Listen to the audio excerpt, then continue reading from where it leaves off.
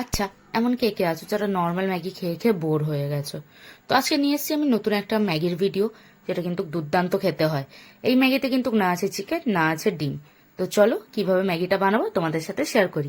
Hello বন্ধুরা, কেমন আছো তোমরা? নিয়ে চলে এসেছি নতুন একটা ভিডিও। তো আজকে হচ্ছে ম্যাগির একটা খুব ভালো রেসিপি, যেটা আমরা মাঝে সাঝেই করে খেয়ে থাকি। সেটা হচ্ছে সয়া চিলি ম্যাগি। তো আজকে এই রেসিপিটা তোমাদের সাথে শেয়ার করছি। তো এখানটা নিয়ে নিয়েছি আমি দুটো 15 টাকার ম্যাগি। তো ম্যাগি নিয়ে নিয়েছি, আর এখানটা নিয়ে নিয়েছি সয়াবিন। দুটো কিন্তু আলাদা আলাদাভাবে আমি বয়েল করে নিয়েছি। তো সয়াবিন ভালো করে বয়েল হয়ে গেলে কিন্তু আমি 5 মিনিটের জন্য ঠান্ডা করে নিয়েছি।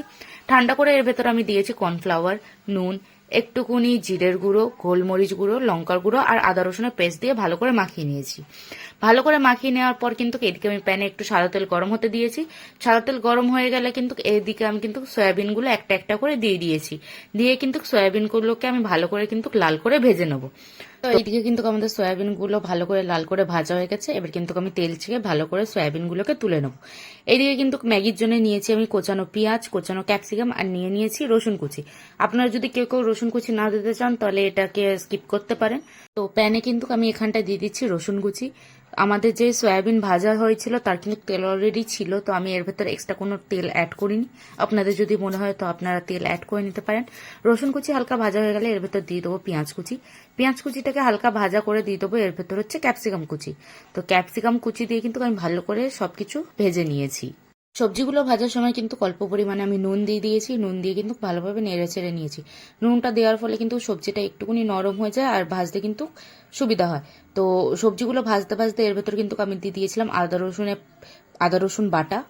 আদা রসুন বাটা দিয়ে ভালো করে ভেজে এর ভেতর দিয়ে দিয়েছি হচ্ছে ম্যাগির যে মশলাটা থাকে ম্যাগির প্যাকেটে, সেই ম্যাগির মশলা দিয়ে কিন্তু একটুকুনি ভালো করে ভেজে নিয়ে এর ভেতর আমি দিয়ে দিয়েছি টমেটো সস, চিলি সস আর সয়া সস।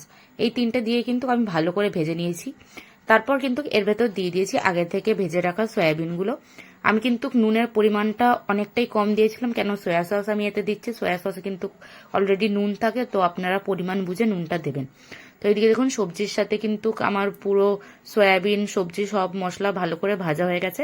তো এখন আমি দিয়ে দেবো হচ্ছে আগে থেকে যে সিদ্ধ করে রেখেছিলাম ম্যাগিটা, সেই ম্যাগিটা দিয়ে দেবো।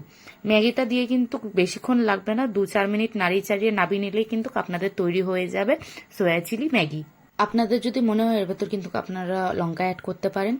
আর এইদিকে কিন্তু আমাদের সয়া চিলি ম্যাগিটা রেডি হয়ে গেছে। এটা কিন্তু গরম গরম খেতে খুবই ভালো লাগে, সবাই খেতে পারেন।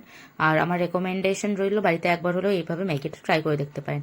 আজকের জন্য এইটুকুনি, দেখাবে নতুন একটা ভিডিও। আর এই ভিডিওটা ভালো লেগে থাকলে ভিডিওটাকে একটা লাইক, কমেন্ট আর সবার সাথে শেয়ার করতে ভুলবেন না। চ্যানেল নতুন হলে চ্যানেলটিকে অবশ্যই সাবস্ক্রাইব করবেন। বাই।